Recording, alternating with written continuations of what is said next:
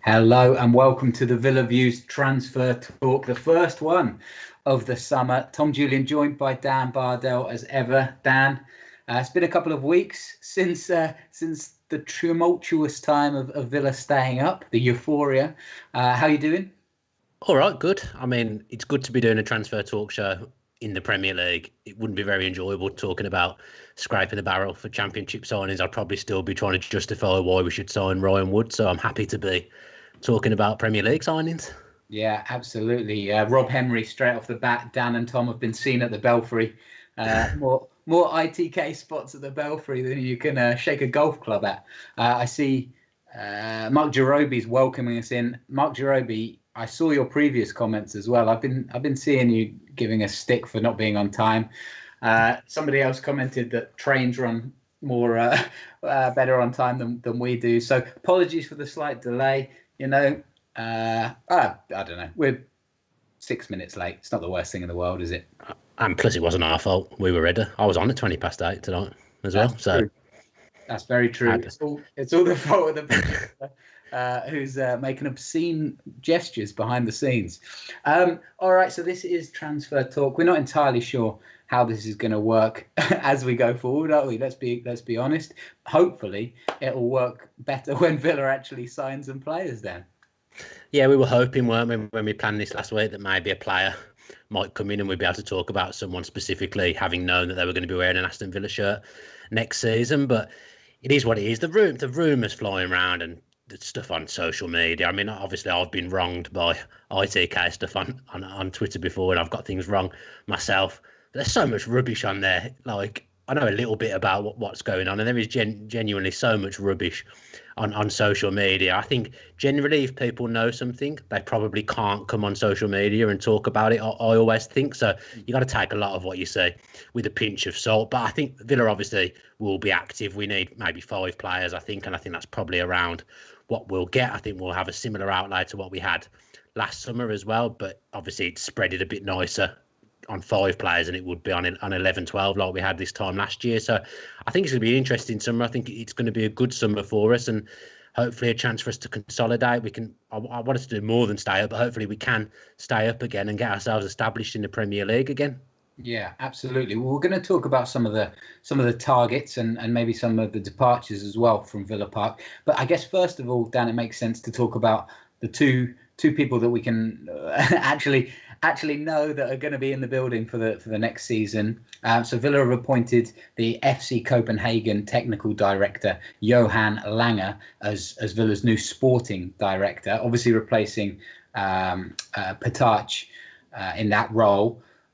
I mean, to be honest, how much do you know about him, and are you excited by his appointment?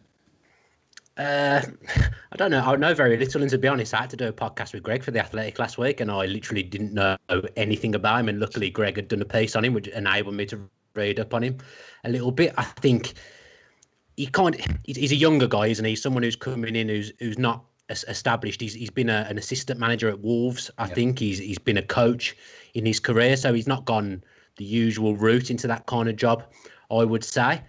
I think he's young and ambitious, and I think he's done well in Copenhagen. If you watched them the other night against Man U, they really gave them a good game. There were some really good players on show, and they've made a massive profit on some of the players that they've brought in over the last few years. But his remit at Villa is going to be very different to what it is at Copenhagen. At Copenhagen, you're bringing in players to make money on them, basically make big profits on them. At Villa, you need to be bringing in people that are going to be first team ready, and you're not necessarily looking to sell them. You're looking to build a good Premier League side, which is what Villa are looking to do. So we've made a lot of appointments behind the scenes, haven't we? If you look at the stuff we've done with the youth team as well, I'd expect Lange to be fully involved with what's going on with the youth recruitment as well. You'd imagine he might pick up some good Scandinavian prospects. He'd know what's going on in that market, which is maybe not what other sporting directors will know from other teams. So it could be a real coup for Villa. But you read these things, and like we read about Suso when he came in, and it all looks very nice on paper, but the proof ultimately is in the pudding, isn't it? I do feel a little sorry for Suso. When I look back, I think I've perhaps been a little bit harsh on him over the last 6 months or so, because it was a difficult task getting so many players in with that budget. But the club ultimately must think that he failed, because if he wouldn't be, he'd still be here if he hadn't failed, wouldn't he? Really, I know he kind of left on his own accord, but I kind of feel like that was always going to be said. Yeah, I'm not sure left on his own accord is quite right. There was quite widely reported fallings out between him and Purslow, and I think when you're going against somebody who's in the owner's good books, really, like Christian Purslow is right now, he's done the job that the owners brought him in to do, then that was always going to be a losing battle. And obviously there are additional things Suso said about how the league should be cancelled and all that kind of stuff. So yeah, obviously we don't know. We're not in the building day to day, and we're not in those high flying meetings.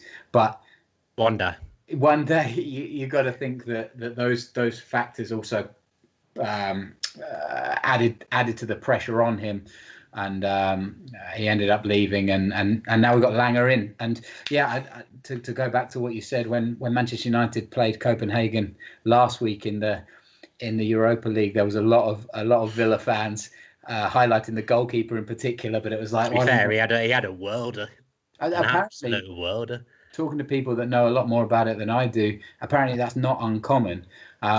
He played brilliantly against Celtic, I think, as well, and a couple of other games. You always think, though, why hasn't this keeper been snapped up? He's not the youngest. He's not like it's a 19-year-old prospect. So anyway, we will see if there are any Scandinavians coming in. I wouldn't mind our own Erling Haaland come in at some point. That would be nice. Yeah, I'd be surprised if we were picking up someone from Copenhagen to come into the first team. I think if it was going to be anything, it would be people from their academy set up, if it was going to be anything at all. But the keeper was like Neeland against Leicester, but on absolute acid. Like I've never seen a goalkeeping performance like it. It was unreal. But I think we will. It sounds like we are going to go in for a goalkeeper, but I don't think it will be the Copenhagen goalkeeper. Yeah.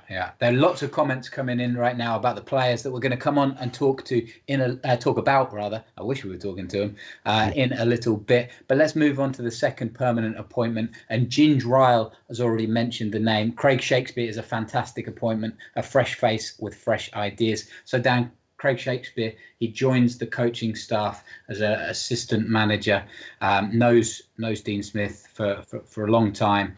Obviously left Watford quite unceremoniously just before the end of the season, and Watford's loss is Villa's gain. If I remember correctly, we did call this towards the end of the season that was a kind of appointment that might happen. He obviously knows Dean Smith very well. Dean Smith's probably very pleased to get him in. I think we needed something else. I think it wasn't quite working, the combination. I think having someone like him who's been around the block will really help. I mean, he was briefly with England, wasn't he? He's been Leicester's manager. So he's been around the block. He actually let my best mate go at 18, 19 from West Brom as well. He was absolutely devastated with the appointment. But he's been around. He sounds like he's a really good coach. Sometimes with Villa, you kind of get the impression behind the scenes we're a little bit nice. Whereas I don't get that vibe with Shakespeare. I think he's one who's not to be messed with, which I think you need a little bit of that. So you've got all the differing personalities knocking around the coaching team now. I did think John Terry might end up leaving when Shakespeare came in, but I understand that's not going to be the case, and that unless some managerial position comes up, John Terry will be there next season. So it's interesting, but I think we definitely needed something else, another voice. Yeah, Mark AV says Shakespeare is a massively underrated signing. Doing a Fulham says, just joined. Did I miss the cap memo? Stick one on. They're comfortable and they look good. So yeah, it wasn't planned, that was it? It wasn't planned. I thought about taking mine off when I joined and saw you already had one, but I was like, no, I'm going to stick with it. Yeah, I did say what was underneath there, and it was a wise move to leave the cap on. Back to Craig Shakespeare and I totally agree with you that I think he's a bit more feisty, a bit more of the bad cop. I always found that interesting with the Pearson Shakespeare dynamic, because they both struck me as bad cops. Bad cop. But I remember hearing a few, it must have been a couple of years ago now, one of the first Peter Crouch podcasts. They talked about having seen Nigel Pearson's CV. Apparently loves doing a bit of art and like a bit of sculpture making, all this kind of stuff. So maybe I've got it wrong on Pearson. Maybe he's not the mad dog that I thought he might be. I mean, some of his press conferences have been a bit lively over the years, haven't they? With the old ostrich press conference was an interesting one. But Shakespeare was part of one of the the biggest things that's ever happened in Premier League history, in Leicester winning the league. And if you talk to any of their players, I'm sure they'll absolutely rave about him. So I think we needed it. And I think ultimately getting someone in who's got that experience, has actually managed at a high level and has coached at a high level, I think that's a big thing for us, because it did feel like we were missing a bit of Premier League experience within the coaching setup last season. I love all the coaches that are on board, but there wasn't much Premier League experience in there. So it kind of feels like that might be one of the reasons that we brought him in. Lawrence Gibson says, no more distressing sight than aged guys in baseball caps. Wow. I mean, aged seems harsh, but, each to their own. I am 35 next month. I didn't know there was a cut-off for hats, though. I would say I thought a cap was quite a normal thing for people to wear. I don't know. If we'd have both come on here in flat caps or something, I can say that there might have been a few questions asked, but a cap's a normal thing to wear, isn't it? I think once you go over 35, you'll have to wear a flat cap. Yeah, it's not. That even saying that out loud is scary. I don't really like it. No. Back to Shakespeare again for the last time. Okay. Few people saying he's a Villa fan. I'd read that he was a Baggies fan. Do we have any indication of your mate that maybe got released? Do we know if he's a Villa fan or not? I mean, I checked our subscriber list and he's not subscribed to the Villa View, but I think he is a Villa fan. There was an interview with when he was at Watford quite recently where he talked about being a Villa fan. So he is a Villa fan, yes. Right. Okay. Well, good news then. More Villa fans in the building. And do you think, you mentioned John Terry not moving on unless he gets one of the vacant managerial positions? How does this work then? Do we just have 3 assistant head coaches now? Is that how this is working? I think because of the nature of the head coach role and being a head coach, I feel like that's quite a normal thing. I've seen it elsewhere where it does look unusual on paper, but actually if you look around, it's happened more often than not. It might have even happened when Smith was head coach at Brentford, of having the 3 assistants underneath him. So I think as times change, Villa are obviously moving with the times a little bit, which isn't something that we've always managed to do. I mean, the website's stuck in 2002 still, so Villa haven't always moved with the time. So it's good to see us having like this fresh modern day approach. Yeah, I agree. And I mean, let's get to it. The one player that we know is definitely left, Dan, is your man. And he got an outpouring of support from Villa fans in the last couple of days. James Chester's joined Stoke permanently. We kind of knew it was coming, but no less sad to see him walk out the door one final time.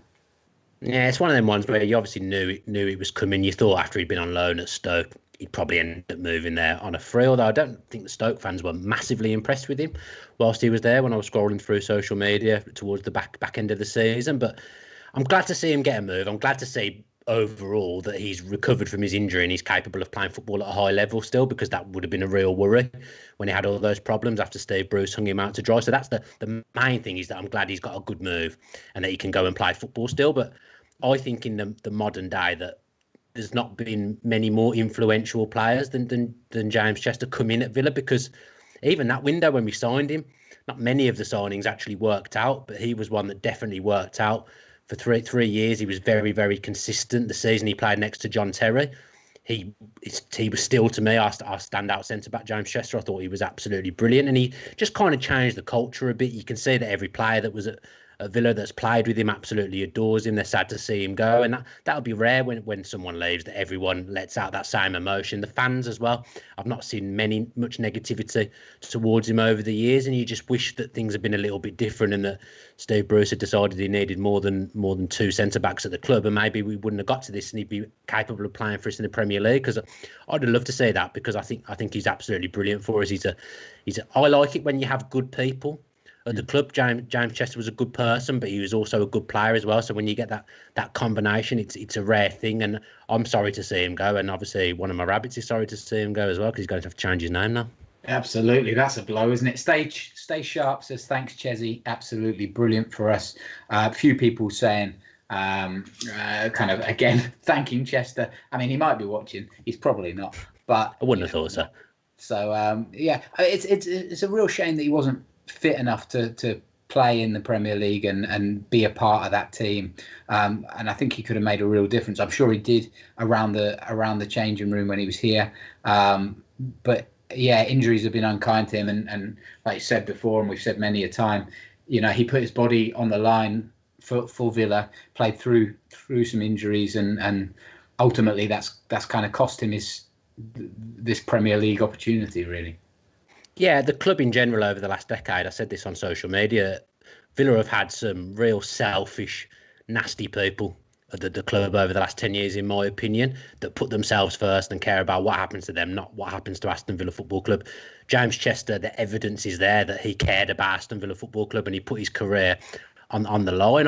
I still think there might have been a place for him last season. I was a bit surprised that we never saw him come back into the team, especially when we were playing three at the back. I really thought there was still space for him, but I don't see them in training every day. I respect Dean Smith's opinion. Dean Smith made that decision. I'm just really sorry to see him going. Sorry that he didn't get a shot at the Premier League for us, because the place was on the floor when he arrived. And as I say, he was one of the ones that helped pick it back up again. And I think he deserved to play Premier League football with Aston Villa. So it's sad that never happened, but he leaves us behind with some great memories because he was a top defender for us. Yeah, absolutely. You are watching the Villa View Transfer Talk. Just seen a message from Aston Radford. If you want to get a message to us, Aston, you know how to do it. You can leave a little comment, however you're watching, whether you're watching on YouTube or on Twitter. I don't know if this is on Facebook. I think it is as well. You can leave us a message on any platform. Producer Adam is on Facebook. Yeah, he's nodding ferociously.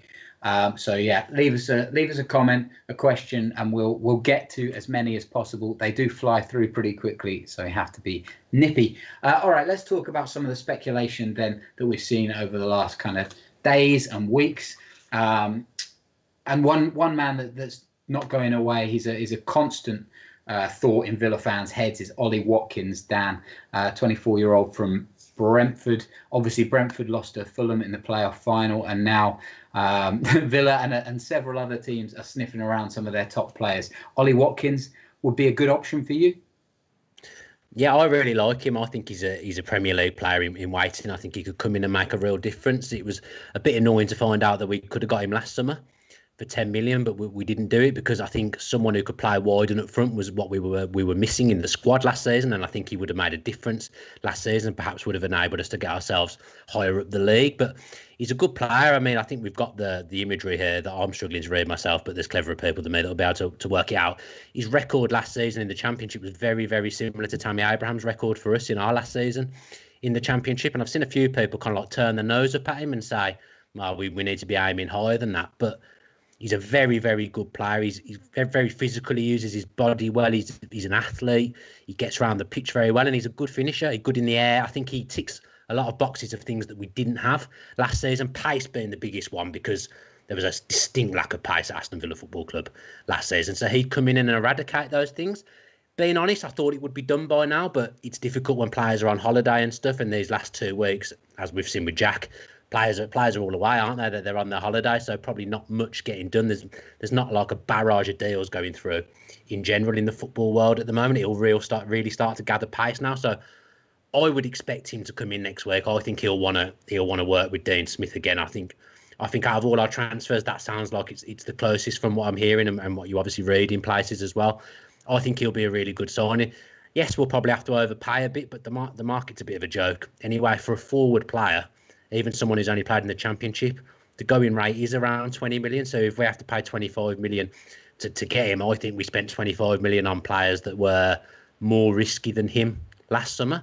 So he's one for me that I'd definitely be looking at and one I'd be pleased to see arrive at the club. Yeah, Peter Graham says, is it a risk going for Championship players? I mean, to me, and you can have your say as well, Dan, going for Championship players, going for any player is a risk. You don't know if you're going to pick somebody up from Germany or France or Italy or whatever. You don't know how they're going to adapt to the Prem. If you pick up somebody that's come from the Prem, there's a pretty good reason probably that they're leaving their previous club. It's not like they set the world on fire. If they're coming from the Championship, they might be a young player and they might take to it naturally, or they might really struggle. You look at like someone like John McGinn stepping up from Hibs into the Championship. I would say that's still a step up. Yeah, I agree with you. And you just don't know how it's going to work. Sometimes it does, sometimes it doesn't. I guess McGinn was 2.75 million though, wasn't he? I think so. Yeah. It's risk-free reward. Risk-free reward. It's a lot of money, but it's very minimal money in football terms. So I get why there's trepidation around spending 25 million on someone from the Championship. But if you look at them stats, they've just disappeared. As I've said that. If you do look at the stats, we'd have snapped your hand off to get Tammy, and Tammy had never fired in the Premier League until last season with Chelsea. He hadn't had a great record in the Premier League. They're not dissimilar, so I think it's worth a punt. And I think if he ended up going elsewhere, he's one of them signings that would do well. And you'd say, oh, well, why don't we make a move for a player like that? Why weren't we in for him? I think there's been little murmurs about Leicester, which is a little bit concerning. I think we lost out last summer with James Justin because I think we were a bit slow off the mark. I think he was someone that we were interested in, and he ended up going to Leicester. But I think the Dean Smith factor with Watkins, there'll be teams in for him. I imagine Leeds, teams like that would be in for him. But I think the Dean Smith factor will probably get this one over the line for us.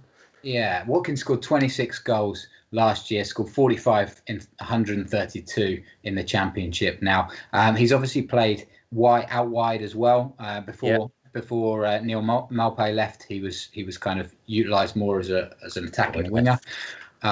So he has versatility to his game as well. I've got a couple of notes here from Thomas Frank, the Brentford coach. He's a remarkable player and person. He's so dedicated to improving every single day. So he's a coach's dream because, of course, we want to focus on the little details. He's one of the hardest, if not the hardest working offensive player in the league. And he's also the top goal scorer. That's not a bad combination. That's what you want to hear, isn't it? That kind of endorsement. And the other thing is he'll know Dean Smith. You know, they overlapped by a year or so. Signed Exeter in 2017. So they'll be familiar with each other, and that may just be enough to get something done. Dean Smith definitely wanted him last summer, so it's not gone away. He's obviously still in his thoughts. I think the other thing is that the other complaint I've seen is that people are just assuming that he's coming in as the main striker.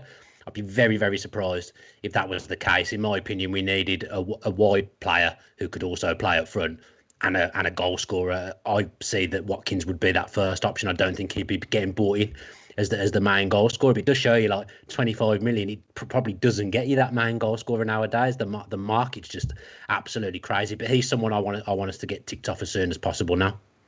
Daryl Keeney says, music to our ears. That, I presume that's the waxing lyrical from Thomas Frank there. And yeah, he's an exciting young prospect. Will he sign, first of all? Who knows? Will he work out? It's football, you know, you can't guarantee anything, but certainly an exciting young player.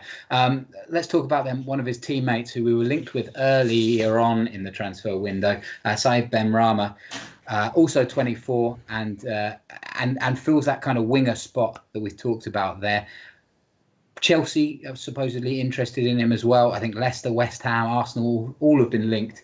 Benrahma, where do you see that one going, Dan? Any hope for Villa to get that one over the line?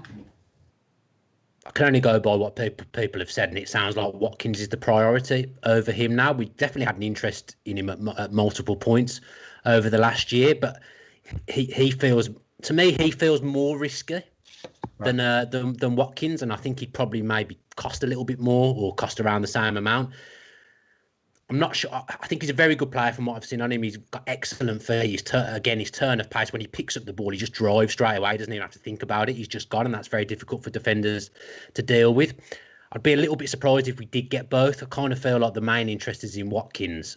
It kind of leads me to think that we won't get Benrahma, and it does feel like it's gone a little bit quiet around him now. The Chelsea links, that was in January, wasn't it, when he was more linked with him?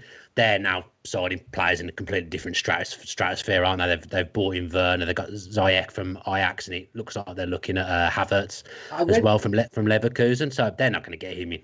I read recently, like in the last couple of days, that it's hotting up again, whatever that means. I mean, obviously they need to replace Willian, and maybe he's a squad player that fits in with them. The one concern I have with Benrahma, really, Dan, I was speaking to a Brentford fan, because again, I can't profess to watch Benrahma every week. And the Brentford fan I was speaking to says that when he's good, he's great, but when he's not good, he's anonymous, and that can be very frustrating as a fan, and I guess as a teammate as well. Obviously, wingers have that kind of tendency a little bit, but we don't need another one of those. No, like that is wingers. If you think about the wingers that Villa even had in the Championship, like I liked Albert Adoma, but one week he'd be brilliant, and then the next week he'd be absolute rubbish. Green was a bit like that as well. He was very up and down. So it is It certainly seems to be a wingers thing at Aston Villa. But obviously, we had issues with El Ghazi and Trezeguet at various points last season. I just feel like that one's not going to happen. For me, I just don't think they'll get Watkins and him, and I think they want Watkins, so I just don't see Benrahma happening. Mark Jarobi says between Benrahma and Watkins, Benrahma would definitely be the bigger risk. Second account, forget Watkins, get Benrahma and Janssen. The centre back. Maybe. I'm just reading them. I'm reading them. Don't like him. I don't like him. Fair enough. Okay, so Benrahma is the other one, and then kind of coming out of the last 24 hours or so, Milo Ratzika from Werder Bremen. Dan, another 24-year-old. That seems to be our main criteria at the moment, just searching 24-year-olds. Werder Bremen, nifty little winger. He's now been linked with us, also linked with RB Leipzig as well. What do you make of these links? A couple of facts for you there. What do you think about the Ratzika? I mean, I must be the stupidest person in the world because I cannot. That graph means absolutely nothing to me. I can't work out anything. He's had more shots on target this season than Grealish, Trezeguet, or John McGinn. Okay. Shots off target, he's second. Assists, he's roughly the same. Basically, he's a creative player, Dan. He likes to drift off the wing, off the left wing. He's got a lethal right foot. He's one of those that will drift in and take a shot and curl it into the top corner, ideally. Yeah. And could be a very creative player. Somebody that's developed a lot. I think he was Werder Bremen's Player of the Year last year. And Werder Bremen only just avoided relegation this season, but he still managed to nick 8 goals and 5 assists. So, I mean, he's used to the struggle in a league. Might fit in well. But again, he's one of these creative players that could be perfect for our setup. I can't profess to having seen very much of him. I don't know much about him. I've watched a few clips today. He scored a very nice goal against Bayern I think it was last season. It was either last season or the season before. Lovely goal. For me, the Leipzig move makes more sense. He'd get to test himself at Champions League level, which I believe is what he wants to do. So I think a move staying in Germany, a league he already knows, and going to Leipzig, that kind of makes a little bit more sense. The stuff that's come out in the last few days smacks to me of an agent trying to put the pressure on a little bit, because I know there's been some problems around terms with Leipzig and Bremen. So it kind of feels a bit like the agent's just throwing Villa and Wolves in the mix to try and move things along. If Jack was going, I kind of feel like he'd be the kind of signing that we would make. But with Jack still here at the moment, I'm not sure there's space for both of them in the side. So that's one again that I'd be surprised to see go through. We've not exactly raided the Bundesliga in my time as a Villa fan. In fact, other than Hitzelsberger, I can't think of anyone that's come in from the German league. Off the top of my head, it's not somewhere that we've ever really shopped. It's a very, very good league. I like the Bundesliga. When I do watch it, I really enjoy it. But I'm not convinced on that one. If I'm being honest, there's been some stuff posted that came off a forum tonight of the Bremen fans saying that he is going to Villa, but I wouldn't trust my news coming off a forum, to be honest. No, I mean the whole thing's come from a newspaper in Kosovo, hasn't it? Obviously. Yeah, that sounds legit. To be fair. Yeah, he's a Kosovan, and it could easily be the agent, like you say, kind of planting that and seeing where it spreads. So we will keep an eye on that one over the next couple of days. Do you reckon, Dan, that we'll see a signing before the end of this working week, or do you think it's going to be Monday, Tuesday now before we get something? I'd say it's midway through next week is when you probably see a first signing. I don't think there's anything absolutely imminent at the moment. Stuff starts to come out, doesn't it? When things are near, you generally tend to start finding out about things when things are close. And from what I've heard and what's been reported, to me, it doesn't feel like anything's particularly close at the moment. Where obviously it's pretty obvious that we want Watkins, because that's been everywhere, and that move completely makes sense. But he's still on holiday at the moment, from what I've seen elsewhere. So I wouldn't expect movement till the middle of next week now. If I had to put money on it, I'd say Watkins will be the first in. A lot of people in the comments, Dan, talking about Louis Barry once again, and obviously a very, very young man, still learning his trade. How much do you expect to see him playing next year? And if anything, do these kind of moves, these Watkins, Benrahma links, do they affect the plans for Barry, or do you think he's still a little bit away from making the first team? He's very, very young, isn't he? Yeah, very young. He's someone you might see around the bench if he started. Presumably, he doesn't get a loan move. He's someone you might see in and around the bench in cup games, possibly when you rotate a little bit. But I wouldn't expect to see him making a breakthrough for Villa next season. I know that they've all turned down the 5 subs thing, but is there still going to be 9 people on the bench? I've got to be honest, I don't know that. Don't know. So you might see him on the bench. Someone will let us know in the comments. I know they've voted against the 5 subs, but I can't remember if you're still allowed to have 9 subs rather than 7. That would give him more chance of getting into the squad, but I wouldn't think he's just going to come straight into the first team and that's it. I'd still think it would be a year or 2 away from seeing him around the first team in the league. And always keen to see people go and get a loan and experience proper football, and that's something that Villa young players haven't done enough of over the years, and that's why no one has made it through since Jack Grealish. Yeah, totally. I totally agree. You look at the kind of prodigal talents that come through that kind of raw age of 16, 17. You're talking Wayne Rooney, Michael Owen, Theo Walcott, James Milner, to name just a few. And they're few and far between, aren't they? These guys. Yeah. And you have to be ready, I think. Like you look at someone like Walcott, who maybe got too much too soon, potentially. He's still carved out a reasonable career, but I think he's waning now. But it takes its toll on the body, and you've got to make sure that these players are ready. And it should be part of Villa's long-term strategy, and also their role as a club to protect Barry and not rush him into anything which might affect his long-term ability to play. Yeah, I mean, I think, let's face it, Borja Baston was on the bench for the first half of lockdown. If Barry was anywhere near being ready, he'd have been on the bench. He'd have absolutely been on the bench at that point. Dean Smith would, he likes to put faith in youngsters. I'd say someone like Jacob Ramsey's probably closer now. So I know they play different positions, but I'd say he's probably the closest to getting anywhere near the first team now, because he's gone and had a little bit of experience at Doncaster, I think it was, under Darren Moore last season. So Kessler's been on the bench as well. He's someone I like the look of. He's a young right back coming through. So I'd say they're probably further ahead, Kessler and Ramsey, to getting into the first team. But Barry's obviously a good player. Barcelona don't snap you up at a young age unless you're a very, very, very good talent. He's just got to keep his head screwed on, and hopefully he'll get a loan move, and then we'll see him in the next few years. But as I say, Borja Baston was on the bench for half of lockdown. Barry would have been there instead of him if he was ready. Yeah. One player, Dan, that a lot of people are talking about, and Craig Ashington's mentioned in the comments here. Are we going in for Todd Cantwell? Any thoughts on Cantwell? I like him. I think he's a very good player. A bit similar to Jack in that he can play centrally or play wide left. He was oddly left out the Norwich side a fair bit towards the end of the season, which I always felt was quite strange, and maybe was a telltale sign that they were knowing he was going to move on because they couldn't hold on to him. But I actually have done some research, and I've spoke to one of the Reeves at Taught Norwich City, and he was saying to me that if clubs offer around 20 million for Cantwell, Buendia, Aarons, he thinks that those offers will get accepted. He thinks that Norwich will let players go for around that price, which again feels steep, but it is the going rate in the market now.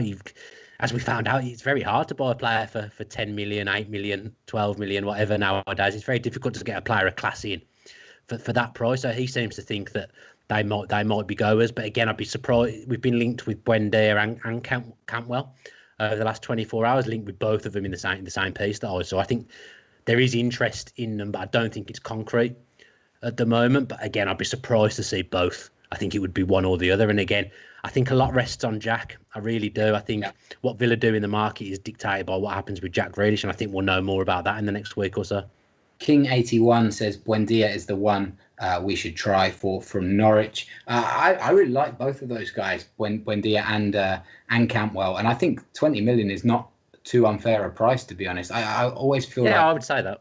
I feel like Norwich are one of these sides that are kind of forced to undersell because they're not the glamorous club and players won't stick around there. You know, even if they'd stayed in the Prem and these offers come in, the players will hear about that and want to move on because they're not necessarily tied to Norwich.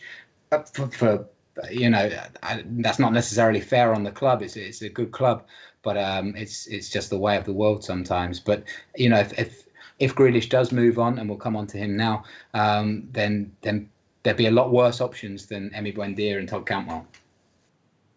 Yeah, and I think regardless of what happens with Jack, we do need a bit more attacking creativity in the side. I like Cantwell's work rate as well. For me, if I had to pick between the two, I know Buendia is a good player, but I think I'd probably pick Cantwell. He just sits a bit better with me coming into the football club. But we need players regardless of Jack, but it is a big deal.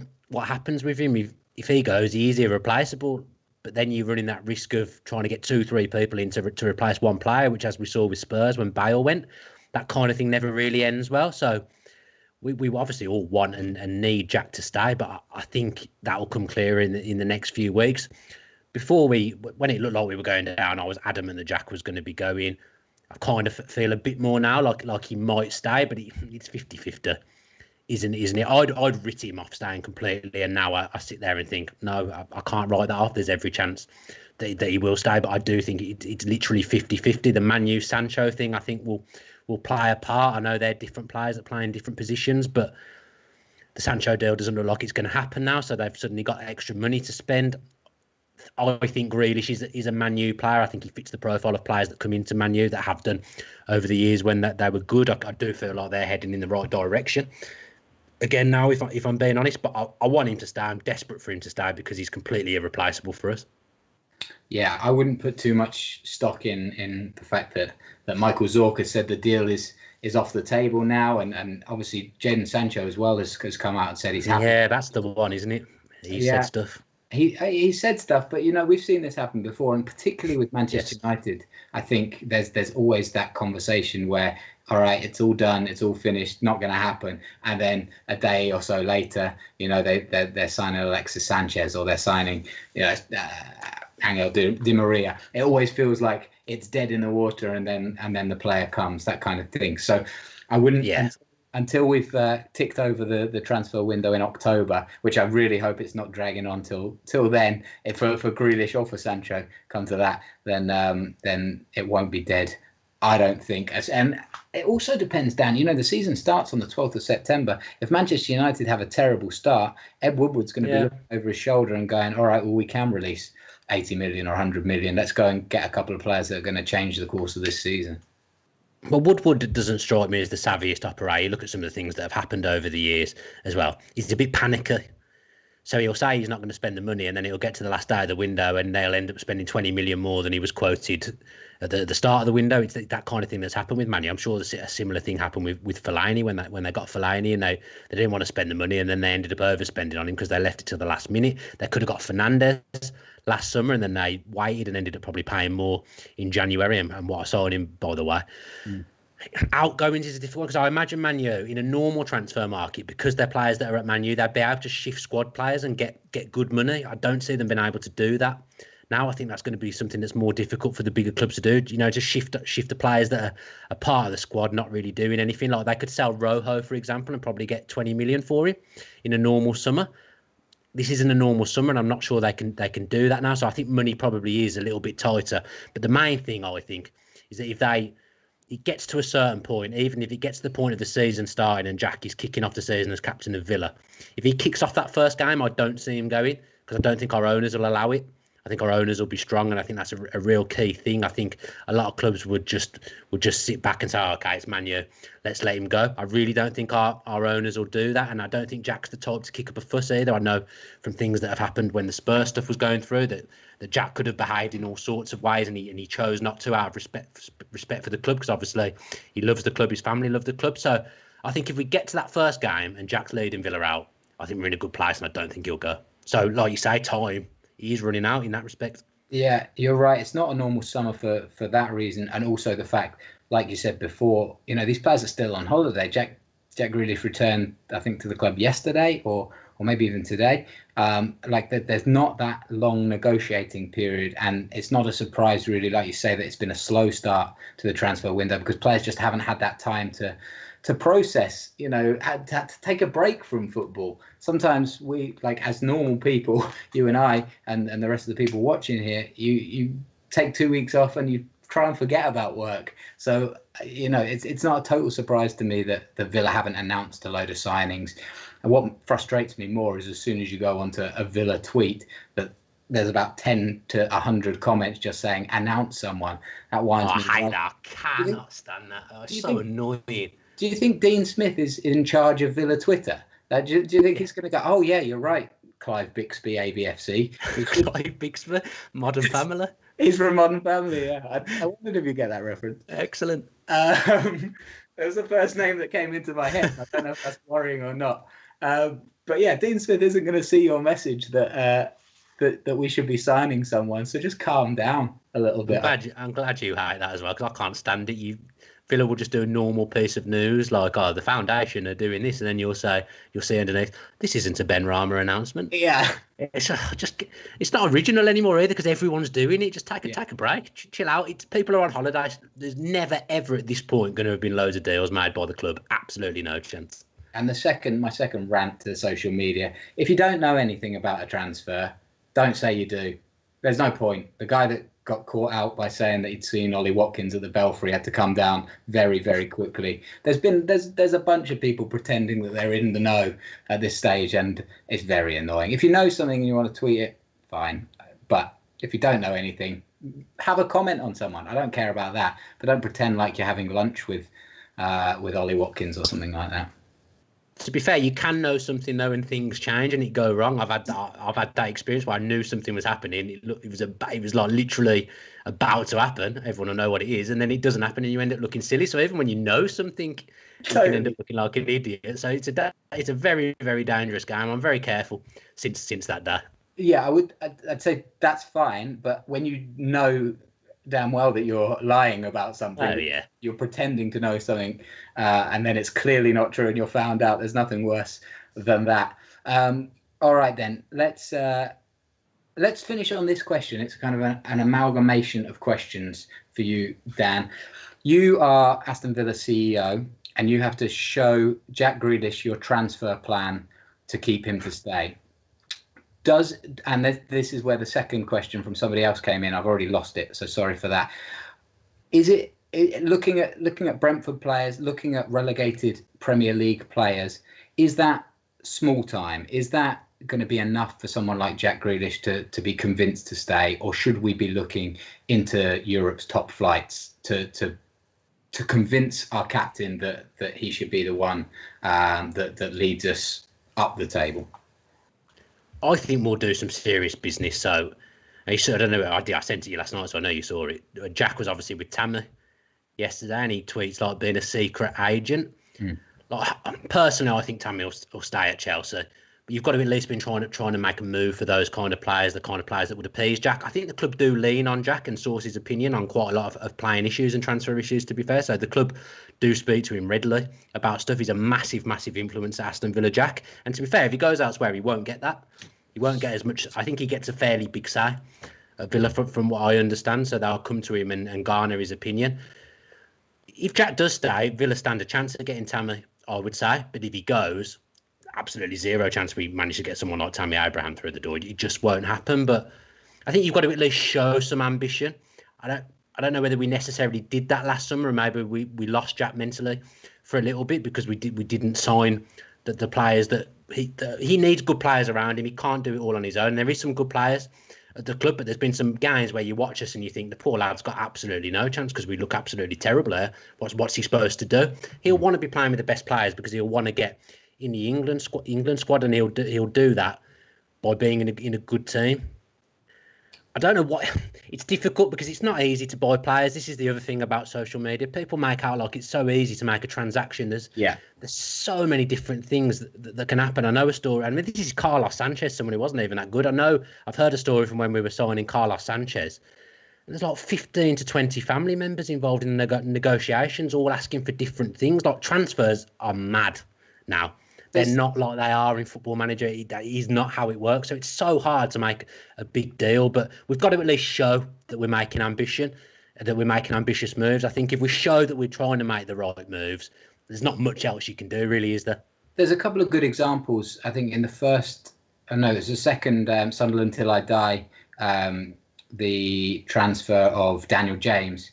to Leeds. That's a good example of how things can fall apart. And then the other one, if you can still dig it out, I think it was joe.co.uk who went with Chris Wilder, and they showed a day I saw that. in the life of transfer day as a coach. And that really does show you how things the rug is pulled out from players and managers and agents even sometimes feet.